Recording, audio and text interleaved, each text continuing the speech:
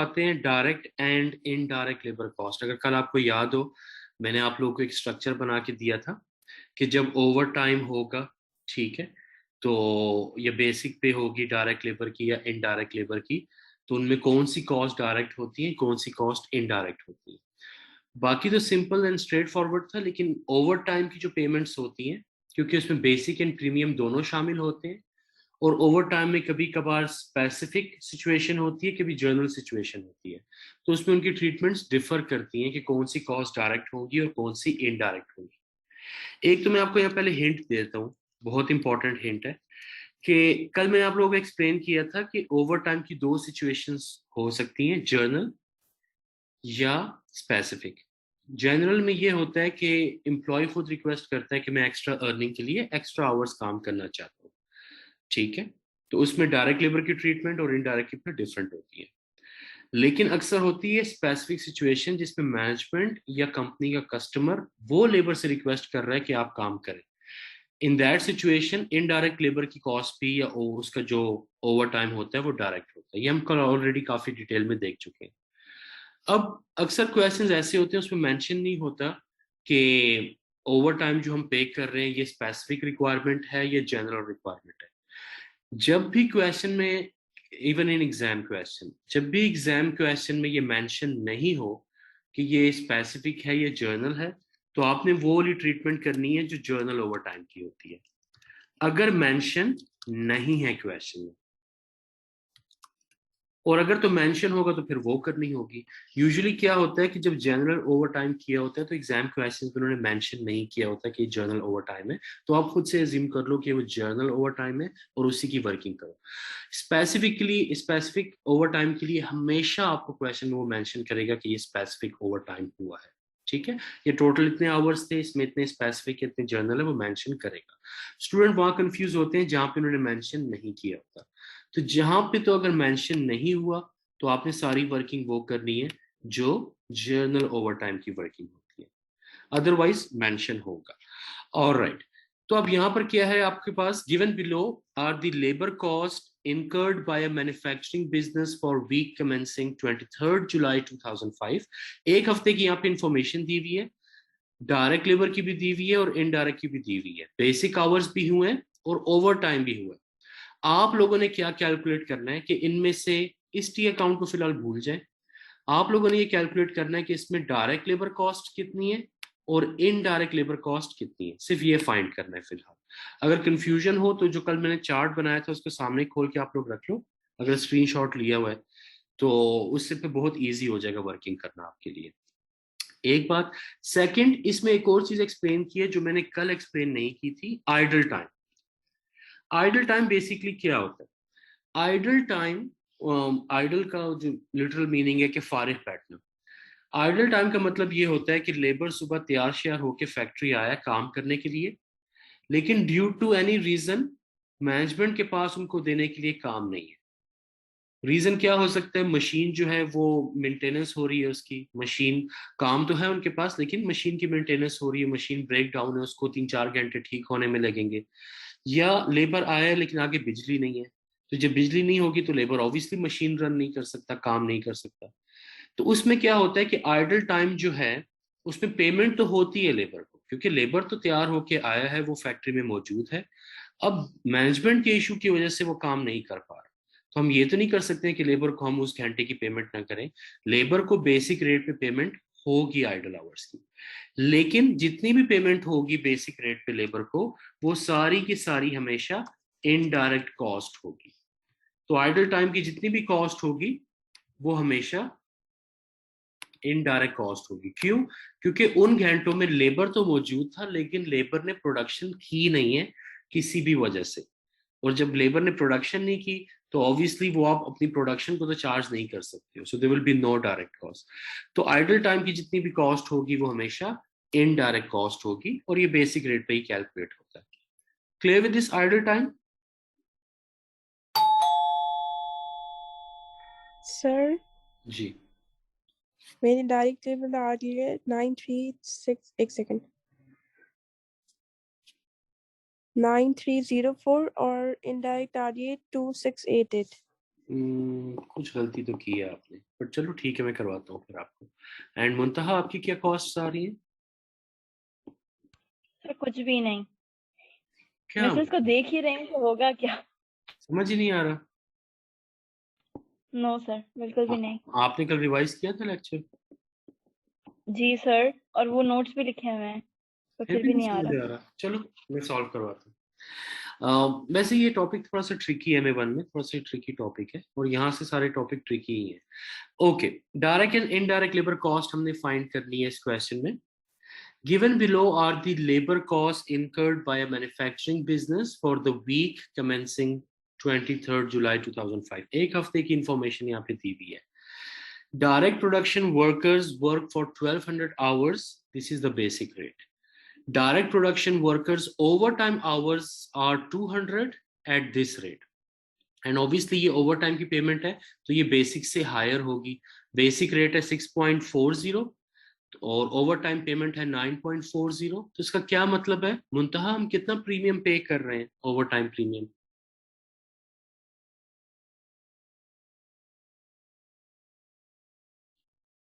मुंतहा जी जी जी सर। जी, हम कितना ओवर सर टाइम? थ्री। $3 पर hour, very good. Indirect workers 400 hours उन्होंने काम किया पूरे हफ्ते में at this rate, and indirect workers overtime hours are 50 into $8 per hour. Of the hours paid to the direct production workers, ये जो 1200 hours जो हमने डायरेक्ट वर्कर्स को पे किए, इन 1200 आवर्स में से 40 आवर्स जो हैं वो आइडल टाइम आवर्स हैं, तो वो ऑब्वियसली डायरेक्ट कॉस्ट नहीं होगी। चलो इसको भी सॉल्व करते हैं। First of all direct labour को देखते हैं। डायरेक्ट लेबर बेसिक पे ये कितनी बनेगी? फर्स्ट ऑफ ऑल लेबर जो है टोटल उसने 1200 घंटे काम किए, लेकिन उसमें 40 आवर्स जो है वो आइडल टाइम है, एंड वी ऑलरेडी नो कि आइडल टाइम की पेमेंट जो है वो हमेशा इनडायरेक्ट कॉस्ट होगी, तो वो 40 आवर्स हमने माइनस करने। सो 1200 माइनस 40 आवर्स, 1160 आवर्स जो हैं ये डायरेक्ट कॉस्ट होगी एट द रेट ऑफ 6.40। तो डायरेक्ट लेबर जो डायरेक्ट लेबर की टोटल आवर्स बेसिक सैलरी है that will B 7424। Idle time हमने देख लिया कि ये ऑलरेडी इनडायरेक्ट कॉस्ट होती है, तो आइडल टाइम को हम यहाँ रिकॉर्ड कर देते हैं। 40 आवर्स पूरे हफ्ते में आइडल टाइम था, और उसमें बेसिक रेट ऑफ पे जो है दैट इज 6.40, क्योंकि उसके 6 पॉइंट बेसिक रेट पे उनके आइडल टाइम की पेमेंट होगी, but that will be considered as indirect cost. So 40 into 6.40, $256 जो है ये आइडल टाइम की पेमेंट है, और ये सारी की सारी इनडायरेक्ट कॉस्ट होगी। अच्छा, इसके बाद डायरेक्ट लेबर का ओवर टाइम देख लेते हैं।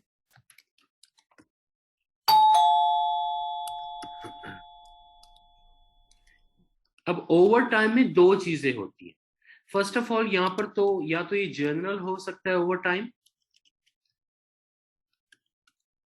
या ये स्पेसिफिक हो सकता है। अब क्वेश्चन में तो कुछ भी मेंशन नहीं है कि ये जनरल है या स्पेसिफिक है, तो जब भी क्वेश्चन में मेंशन नहीं होगा तो उसमें आप एज्यूम करोगे कि ये जनरल ओवर टाइम है, लेबर ने खुद रिक्वेस्ट किया। अब जनरल ओवर टाइम में क्या होता है? ओवर टाइम में दो कंपोनेंट्स होते हैं। पहला कंपोनेंट होता है उसका बेसिक रेट, और दूसरा होता है उसका प्रीमियम। बेसिक रेट इस ऑर्गेनाइजेशन का है $6.40 या 6.40 है, 2 डेसिमल कर लेते।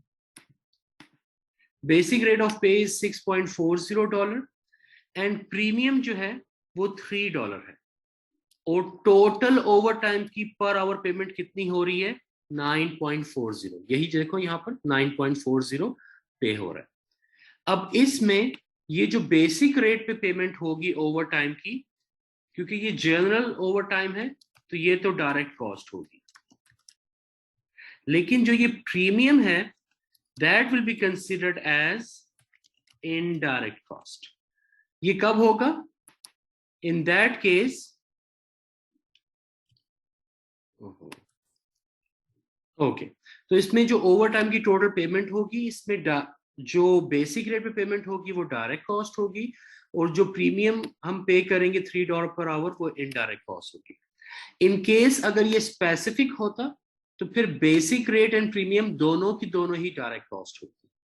तो डायरेक्ट लेबर का आवर देख लेते हैं, 200 आवर्स इन्होंने काम किए, और बेसिक रेट पे जो उनको पेमेंट होगी ओवर टाइम आवर्स की वो तो डायरेक्ट कॉस्ट होगी, विच विल बी 1280। लेकिन direct labour over time premium, OT लिख लेते हैं, ओवर टाइम प्रीमियम, जो प्रीमियम इसमें कितना है $3 पर आवर, तो 200 आवर्स का जो प्रीमियम होगा विच इज $3 पर आवर, ये इनडायरेक्ट कॉस्ट होगी, because this is a general over time. अगर स्पेसिफिक होगी तो ये प्रीमियम भी डायरेक्ट कॉस्ट में ऐड होगा। यहां तक क्लियर है? जी सर, ये क्लियर हो रहा है। अक्सा जी जी Oh. सर। क्लियर है ना? यस। ओके, नेक्स्ट है इनडायरेक्ट वर्कर्स ने 400 आवर्स काम किए एट 5.20, तो ये इनडायरेक्ट लेबर की कॉस्ट है, तो ये तो already straight away indirect labour cost होगी। इनडायरेक्ट लेबर, ये बेसिक पहले उनकी हम इनडायरेक्ट में कैलकुलेट कर लेते हैं। बेसिक कितनी है? इन्होंने 400 आवर्स काम किए at the basic rate of 5.20, तो ये आ जाएगी 2080। ओवर टाइम का क्या होगा? क्योंकि ये जनरल ओवर टाइम है, तो जनरल ओवर टाइम में इनडायरेक्ट लेबर की जितनी भी ओवर टाइम पेमेंट है सारी की सारी इनडायरेक्ट होगी। तो इनडायरेक्ट लेबर का ओवर टाइम जो है वो सारा का सारा, चाहे बेसिक रेट है चाहे प्रीमियम है, सारा का सारा जो है वो इनडायरेक्ट कॉस्ट ही होगी। सो यहाँ पर है ओवर टाइम आवर्स इनडायरेक्ट का 50 आवर्स पर वीक, और उनकी पेमेंट हो रही है basic plus premium, so that will be $8. So 50 into 8, 400 भी इनडायरेक्ट होगी, और आइडल टाइम हम ऑलरेडी रिकॉर्ड कर चुके हैं। तो अब टोटल कर लेते हैं, टोटल इनडायरेक्ट कॉस्ट कितनी होगी हमारी? Total indirect cost that will B 3336, and total direct cost कितनी होगी? 8704।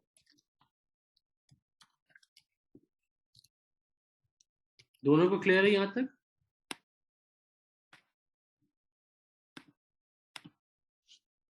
अक्सर जी सर।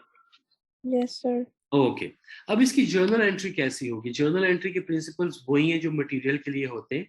अब हम यहाँ देख लेते हैं कि हमने टोटल पेमेंट्स की कितनी है। डायरेक्ट कॉस्ट जो हमने पे की है लेबर को, दैट इज 8704, और इनडायरेक्ट लेबर कॉस्ट जो हमने पे की है टोटल, दैट इज 3336। तो टोटल लेबर कॉस्ट जो हमारे पास आ रही है, ये आ रही हैं 12,040। अब इसकी जर्नल एंट्री क्या होगी? कोई आइडिया? जब हम इसको रिकॉर्ड करेंगे फॉर द फर्स्ट टाइम, तो कैसे रिकॉर्ड करेंगे इस $12,000 को? क्या डबल एंट्री होगी मुंतहा?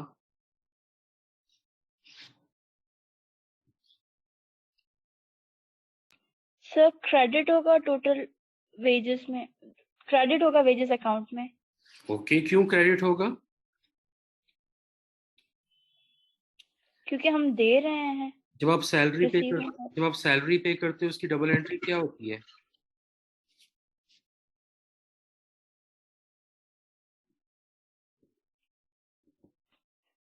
सैलरी की, कैश पे आपने सैलरी पे की है तो क्या डबल एंट्री होनी चाहिए? सर क्लिक नहीं हो रहा, वेट अ सेकंड। ओके, क्या होती है? अक्सा, चलो अक्सा से पूछते हैं। अक्सा आप बताओ। Sir salaries debit bank credit. Salaries as an expense debit and bank credit, या अगर आपने कैश पे पे नहीं की, फ्यूचर में पे करनी है, तो अकाउंट पेबल या सैलरी पेबल क्रेडिट। तो क्या एंट्री होती है? Wages and salaries as an expense debit हो जाता है, कितने अमाउंट से? 12040 से। और क्रेडिट क्या होगा? सैलरीज पेबल या कैश या बैंक दोनों हो सकते हैं, ये क्रेडिट हो जाएंगे कितने अमाउंट से? 12040, ये टोटल अमाउंट से हमेशा डेबिट होगा, ऑलवेज रिमेंबर दिस, क्योंकि ये अकाउंटिंग एंट्री है, फाइनेंशियल अकाउंटिंग एंट्री। तो वेजेस एंड सैलरीज अकाउंट जो है वो टोटल अमाउंट से डेबिट होगा जब हम इसको रिकॉग्नाइज करेंगे। उसके बाद टोटल कितना डेबिट हुआ वेजेस एंड सैलरीज अकाउंट में? 12,040। इसमें से डायरेक्ट कॉस्ट कितनी है? डायरेक्ट कॉस्ट है इसमें 8704। जब हम इस लेबर को एक्चुअल में यूज करेंगे अपने प्रोडक्शन डिपार्टमेंट में, तो यहां पर ये क्रेडिट हो जाएगी वेजेस एंड सैलरीज में 8704 से, और डेबिट कहां पे होगी जाके? वर्क इन प्रोग्रेस अकाउंट में, क्योंकि ये डायरेक्ट लेबर की है। और जो इनडायरेक्ट लेबर है ये यहाँ पे क्रेडिट होगा जब इसको यूज करेंगे, और डेबिट कहां पे होगा जाके? प्रोडक्शन ओवरहेड अकाउंट में। सो मूवमेंट वही एग्जैक्टली सेम रहेगी जैसे कि हमारे इसमें डायरेक्ट मटेरियल वाली अकाउंटिंग में थी। Clear with this thing?